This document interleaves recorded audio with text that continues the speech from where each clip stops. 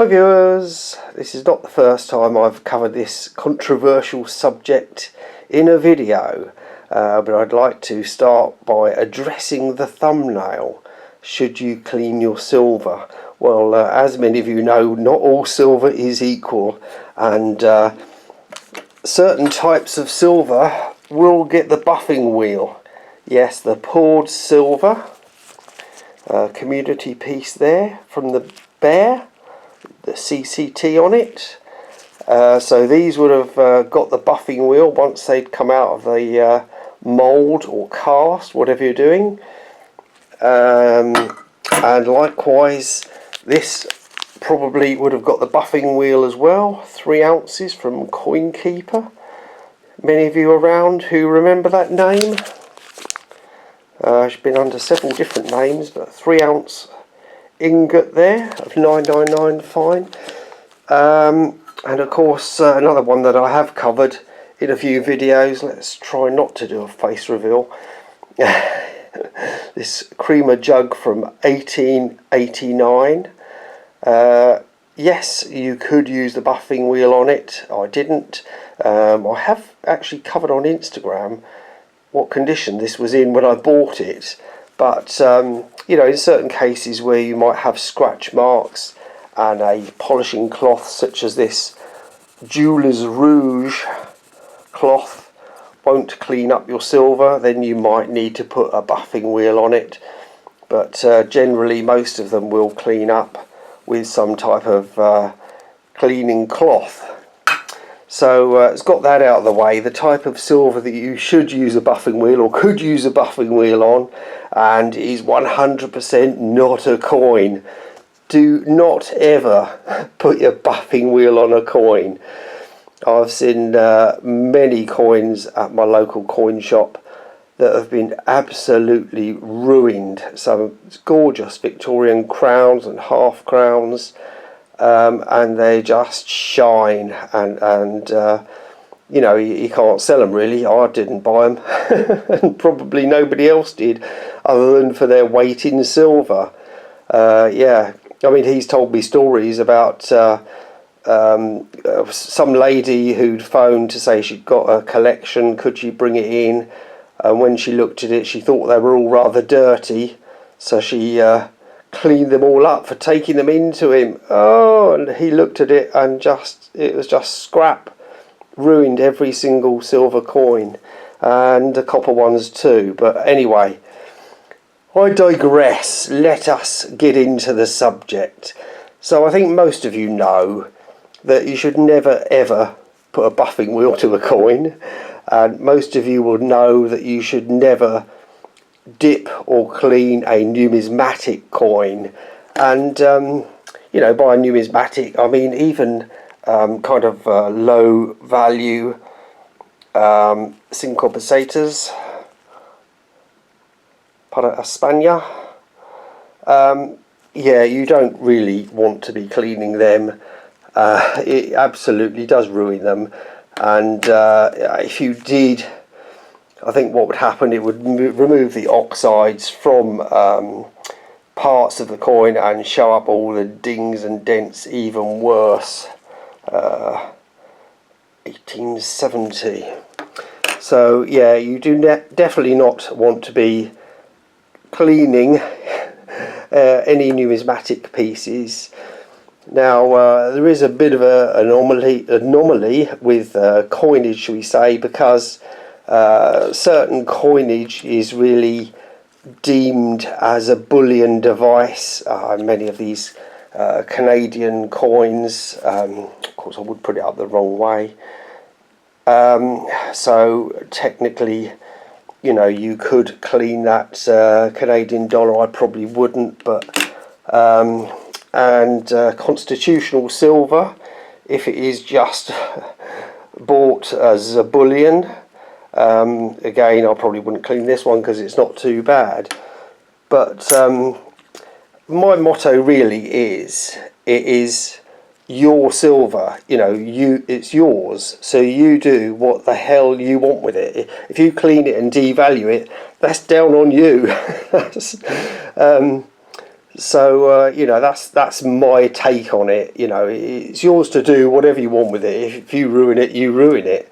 But as I'm sure many in the comments will say, you know, bullion is just bullion, and you know, it isn't quite the case, because obviously if this was a 1986, it would be more collectible, or 1996.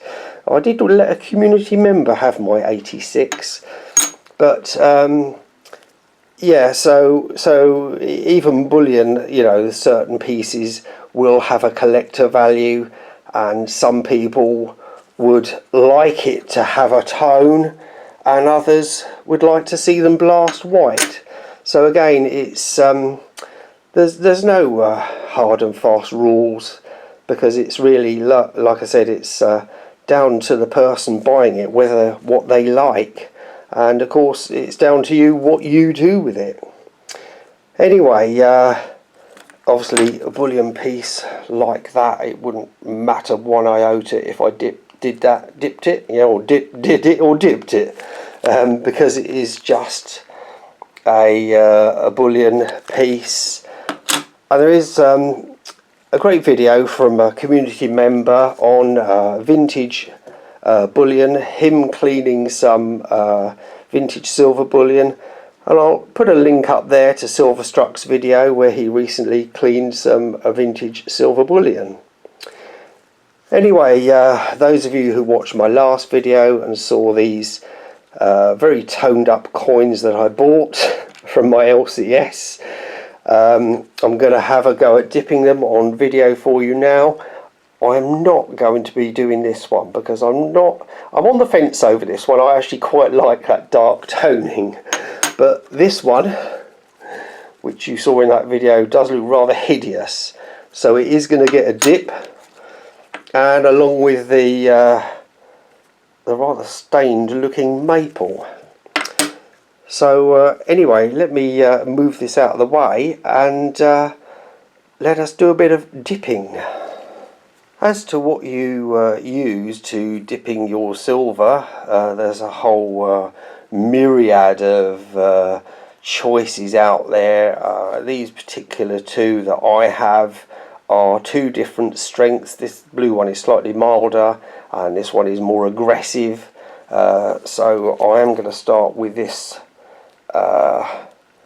Silver Eagle round, and I'm going to put it in the gentler one, and just give it a few seconds in there and see what happens. And as with most of our silver dips here, they come with this little basket, which is very handy. And let's have a look, see if it's actually taken anything off.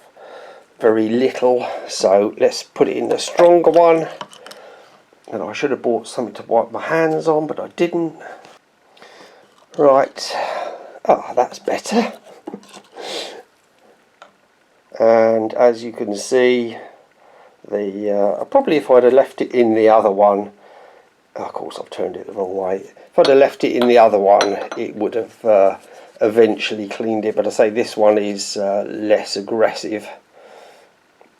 And what I normally do after rinsing them, I actually normally rinse them in distilled water so you don't leave watermarks, because we've got hard water. But anyway, what we'll do is just pat it dry with a soft microfiber cloth, and then I would normally roll the edge, because obviously water is going to get into the edge. It's probably still on my gloves as well, but let's pat my gloves dry maybe. Anyway, looks like it's got a bit of milk spotting on there now that now that it's cleaned up. But anyway, it is just a vintage bullion round. Anyway, let's see whether this maple, which is worse on the obverse. And I'll tell you what I'll do. I'm going to put it in the milder one, leave that to soak for a bit, and I think while that's soaking in there, I'm going to put this rather hideous or in my opinion hideous, in the stronger solution, so we can see if that actually cleans that up. I'm suffering here today because I've got a problem with my back. I'm struggling to do this video, but I shall persevere. Just give that a swish around. Let's have a quick look at that maple. Let's see if it did anything. Yeah, it might have actually removed the toning and just left the milking. Anyway, let us swap that out. Wash this eagle off.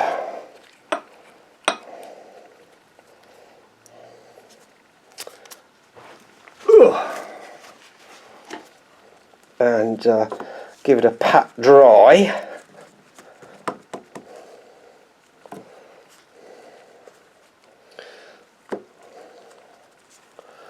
And see what we think. Oh, I can see it has still got a couple of dark toning spots, top and bottom. I would say that definitely looks a lot better. Maybe we'll go and have a look at it under the microscope in a minute, just to see what's going on, because I think this is the one that I thought was all dinged up. So we might have a closer look at that in a minute and see if it is all dinged up. Or was it this one?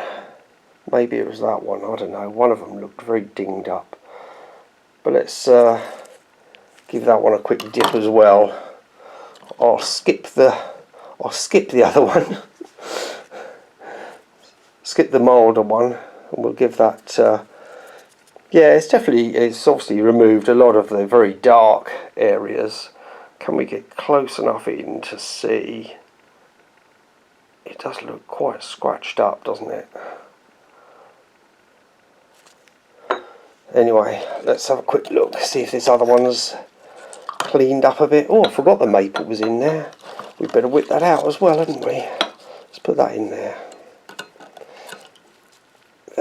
Yeah, I think the conclusion is that maple has got milk under the toning, I think.